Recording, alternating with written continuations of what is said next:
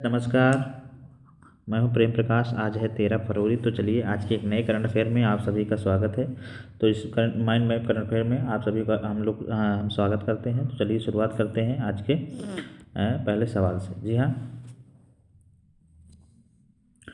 तो पहला सवाल है आज का कि केरल ने किस ड्रैगन फ्लाई प्रजाति की खोज की है। जी हाँ, हाल ही में केरल ने किस ड्रैगन फ्लाई प्रजाति की खोज की है, तो यह है लिरियोथेमिस कैरलेंसिस ड्रैगन फ्लाई, जिसे ब्याग पतंग के नाम से भी जाना जाता है। जी हाँ, यह कीट प्रजाति का एक सदस्य है जो कि जुड़ गया है फिर से भारत के कीटों के सदस्य में।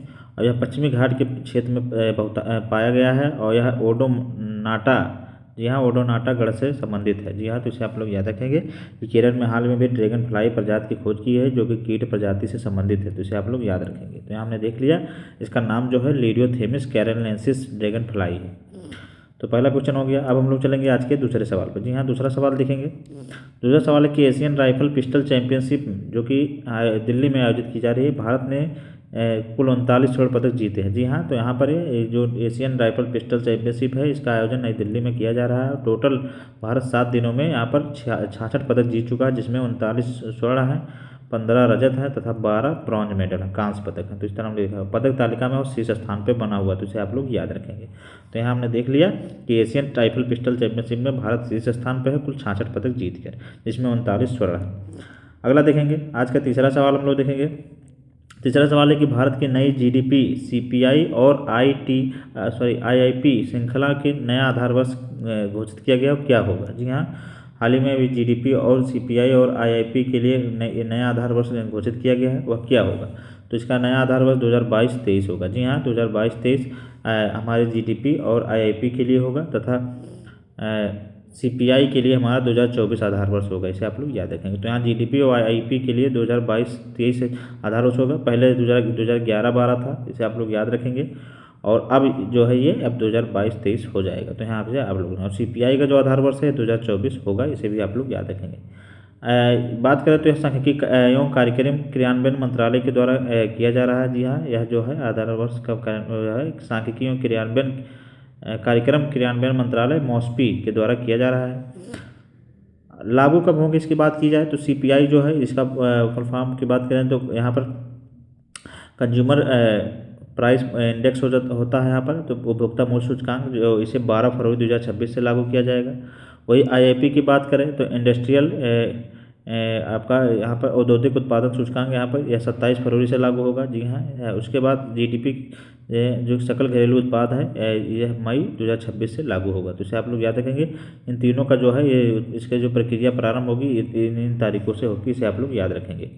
यहाँ देख रहे हैं कि आवधिक श्रम बल, जी हाँ, आवधिक श्रम बल पीएलएफएस, घरेलू उपभोग व्यय सर्वेक्षण एचसीएफ में असंगठित क्षेत्र के उद्यमों में वार्षिक सर्वेक्षण इसमें शामिल है। तो इस तरह हमने देख लिया कि जो यह भारत की नई जीडीपी, सीपीआई और आईआईपी श्रृंखला का नया आधार वर्ष जो है यह 2022-23 यहाँ पर घोषित किया गया है। पहले यह 2011-12 था। तो इसमें सीपीआई का, आईआईपी का और जीडीपी का अलग अलग जो आधार वर्ष है, तो यहाँ सीपीआई का केवल जो है यहाँ पर 2024 से किया गया है आधार वर्ष, और बाकी लागू होने की जो तिथि है इसकी, अब 12 फरवरी सीपीआई का है, 27 फरवरी से आपका आईआईपी का है और मई 2026 से आपका जीडीपी शुरू होगा। तो इस तरह हमने देख लिया। अगला सवाल हम लोग देखेंगे, आज के चौथे सवाल पर चलेंगे। जी हाँ, चौथा सवाल बहुत इंपॉर्टेंट है। चौथा सवाल है कि केंद्रीय गृह मंत्रालय, जी हाँ, केंद्रीय गृह मंत्रालय ने राष्ट्रगान और राष्ट्रगीत के लिए क्रम के नियमों को अपडेट किया है। जी हाँ, इसके जो अभी राष्ट्रगान और राष्ट्रगीत को लेकर एक प्रोटोकॉल तय किया गया है। तो आइए इसके बारे में थोड़ा हम लोग जानेंगे। तो यहाँ हम देखेंगे कि राष्ट्रीय गान से पहले वंदे मातरम के सभी 6 अंतरे गाए जाना अनिवार्य होगा। जी हाँ, गृह मंत्रालय ने अभी ये क्लियर किया है कि राष्ट्रीय गान से पहले वंदे मातरम के सभी 6 अंतरों को गाया जाना अनिवार्य होगा। और यह 2026 की 150वीं वर्षगांठ, जी हाँ, 2026 की 150वीं वर्षगांठ वंदे मातरम जो है 2026 में 150वीं वर्षगांठ अपनी मना रहा है। कब गाया जाएगा इसके बारे में थोड़ा देख लेते हैं। तो राष्ट्रीय ध्वज फहराने के अवसर पर, जी हाँ, सांस्कृतिक और औपचारिक समारोह में, राष्ट्रपति के आगमन पर तथा मंत्रियों की उपस्थिति में। जी हाँ, तो ये 4 ऐसे अवसर होंगे जहाँ पर यह इसको गाया जाना अनिवार्य होगा। आइए थोड़ा वंदे मातरम की बात करें। तो वंदे मातरम की रचना जो है 1870 के दशक में बंकिम चंद्र चट्टोपाध्याय ने किया था और इसे जो है 24 जनवरी 1950 को जनगण मन और वंदे मातरम को अपनाया गया था। जी हाँ, भारतीय संविधान ने 24 जनवरी 1950 को जनगणमन और वंदे मातरम को अपनाया था। और इसके जो रचयिता हैं बंकिम चंद्र चट्टोपाध्याय, 1870 के दशक में उन्होंने इसे रचा था। और वंदे मातरम पहली बार कब गाया गया था उसकी बात किया जाए तो 1800, इसे आप लोग याद रखेंगे, 1896 कोलकाता अधिवेशन में रहमतुल्लाह सयानी इसके अध्यक्ष थे, वहाँ पे इसे गाया गया था तो रविन्द्रनाथ टैगोर जी के द्वारा। तो इसे भी आप लोग याद रखेंगे। तो यहाँ हमने देख लिया कि जो वंदे मातरम के बारे में जो जानकारी थी यहाँ पे हमने लिया। और इसका प्रोटोकॉल में जो है कि अब कहीं भी अगर राष्ट्रीय ध्वज फहराया जाएगा या सांस्कृतिक औपचारिक समारोह है, कहीं राष्ट्रपति का आगमन हो रहा है या मंत्रियों की उपस्थिति में कहीं कोई प्रोग्राम हो रहा है सांस्कृतिक प्रोग्राम, तो उससे पहले राष्ट्रीय गान से पहले वहाँ पर वंदे मातरम गाना अनिवार्य होगा। तो इसे आप लोग याद रखेंगे। अगला सवाल हम लोग देखेंगे। अब अगले सवाल पर चलेंगे। अगला सवाल है कि श्वेत क्रांति जो 2.0 की शुरुआत हाल ही में किसने किया। जी हाँ, श्वेत क्रांति की शुरुआत हाल ही में किसने किया तो ये भारत ने किया। जी हाँ, और अगले 5 वर्षों में डेयरी सहकारी समितियों द्वारा दूध खरीद को 50% वृद्धि करना है। दूध खरीद में 50% की वृद्धि करना है। 2028-29 तक प्रतिदिन 1007 लाख किलोग्राम उत्पादन इसका लक्ष्य करना है। तो यहाँ हमने देख लिया कि श्वेत क्रांति 2.0 की शुरुआत हाल ही में भारत ने की है और अगले 5 वर्षों में 2028-29 तक प्रतिदिन 1007 लाख प्रति किलोग्राम उत्पादन का लक्ष्य रखा गया है। लगभग 77,000 नई डेयरी स्थापित की जाएंगी गाँव में और महिलाओं पर विशेष फोकस किया गया है और इसमें लगभग 70% महिलाओं की भागीदारी की जाएगी। तो इसे भी आप लोग याद रखेंगे। ऑपरेशन फ्लड 1 की बात करें तो ऑपरेशन फ्लड जो है 1970 में 1970 में वर्गीज कुरियन के द्वारा चलाया गया था। और सबसे ज़्यादा दूध उत्पादन की बात करें तो उत्तर प्रदेश है, उसके बाद राजस्थान है। जी हाँ, उत्तर प्रदेश जो है 38.8 हज़ार टन और राजस्थान की बात करें तो 34.7 हज़ार टन इसका वार्षिक उत्पादन है। तो इसे हम लोग यहाँ पर देख लिया कि सबसे ज़्यादा दूध उत्पादन हमारे उत्तर प्रदेश में, उसके बाद राजस्थान दूसरे नंबर पर आया है। तो इस तरह आप लोग इसे याद रखेंगे। और श्वेत क्रांति 2.0 की शुरुआत हाल ही में भारत ने की 5 वर्षों के लिए। इसमें दूध खरीद को 50% वृद्धि करना है। तो इसे भी आप लोग इन सारे पॉइंट को आप लोग याद रखेंगे। अगला सवाल देखेंगे। आज के छठे सवाल पर चलेंगे। जी हाँ, छठा सवाल है कि स्वामी दयानंद सरस्वती की कौन सी जयंती मनाई गई। जी हाँ, हाल ही में भी 12 फरवरी को स्वामी दयानंद की जयंती मनाई गई। तो कौन सी जयंती मनाई गई? इनकी 202वीं जयंती मनाई गई। जी हाँ, 12 फरवरी को 202वीं जयंती इनकी मनाई गई। इनका जन्म जो है 1824 को एक महान समाज सुधारक और वैदिक विद्वान थे ये। और 1876 में स्वराज की मांग इन्होंने की थी पहली बार। जी हाँ, 1876 में पहली बार स्वराज की मांग। और 1875 में आर्य समाज की स्थापना इन्होंने ही की थी। और स्वराज मेरा जन्मसिद्ध अधिकार है, यह जो बाल गंगाधर तिलक का नारा था, इस नारे को इन्हीं के द्वारा बुलंद किया गया था। जी हाँ, इन्हीं के द्वारा इसको बुलंद किया गया था।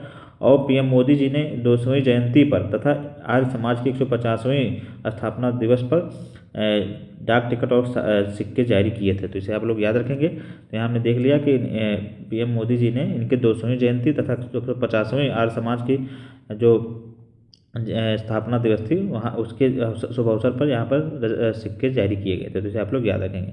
इनकी पुस्तक की बात करें तो इनकी एक बहुत ही फेमस पुस्तक है जो हमारे एग्जाम में पूछी भी जाती है, सत्यार्थ प्रकाश। जी हाँ, सत्यार्थ प्रकाश जो है हमारे दयानंद सरस्वती के द्वारा लिखा गया था। और इनका एक नारा भी बहुत बुलंद है, वेदों की ओर लौटो। जी हाँ, वेदों की ओर लौटो इन्होंने नारा दिया था, बहुत ही फेमस है, हमारे एग्जाम में पूछा जाता है। इन्होंने कहा था कि वेदों की ओर लौटो।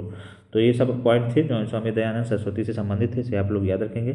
अब हम लोग चलेंगे आज के 7वें सवाल पर। जी हाँ, 7वां सवाल देखेंगे कि हाल ही में भारत के सबसे युवा पुरुष एनालॉग अंतरिक्ष यात्री कौन बने हैं। जी हाँ, तो ये हमारे बने हैं आदित्य पांड्या जी। जी हाँ, आदित्य पांड्या जो कि 17 वर्ष के थे और इन्होंने आकाश स्टेशन के चंद्र आवास मिशन को पूरा किया है। जी हाँ, आकाश स्टेशन के चंद्र आवास मिशन को पूरा किया। यह मिशन जो है 1 से 8 फरवरी तक कच्छ के धौलावीरा से चलाया गया था। तो इसे आप लोग याद रखेंगे। तो हमने देख लिया कि जो आदित्य पांड्या जी हैं 17 वर्षीय थे मात्र, इन्होंने भारत के सबसे युवा पुरुष एनालॉग अंतरिक्ष यात्री बने हैं। तो इसे आप लोग याद रखेंगे। तो इस तरह 7 क्वेश्चन हम लोग विस्तृत रूप से देखें। अब हम लोग चलेंगे आज के प्रमुख वन लाइनर्स के। जी हाँ, कुछ प्रमुख वन लाइनर्स हैं उनके बारे में डिस्कस करेंगे। तो पहला है कि विश्व रेडियो दिवस हर साल कब मनाया जाता है। जी हाँ, विश्व रेडियो दिवस हर साल कब मनाया जाता है? तो यह 13 फरवरी को मनाया जाता है। जी हाँ, विश्व रेडियो दिवस 13 फरवरी को मनाया जाता है। और 1946 से, जी हाँ 1946 से इसे मनाने की शुरुआत हुई। और थीम इसका जो है रेडियो और एआई। जी हाँ, रेडियो और एआई इसकी इस बार की थीम है। पहला रेडियो स्टेशन जो है 1 फरवरी 2024 को स्थापित हुआ था लाल कृष्ण आडवाणी के द्वारा। जी हाँ, जो कि हमारे जो प्रधानमंत्री भी रह चुके हैं लाल कृष्ण आडवाणी जी, इनके द्वारा ही जो है 2024 में 1 फरवरी को रेडियो का पहला स्टेशन स्थापित हुआ था। तो इस तरह आप लोग याद रखेंगे। अगला सवाल देखेंगे कि राष्ट्रीय उत्पादकता सप्ताह, जी हाँ, राष्ट्रीय उत्पादकता सप्ताह कब से कब तक मनाया जा रहा है? तो यह 12 से 18 फरवरी तक, जी हाँ, 12 से 18 फरवरी तक।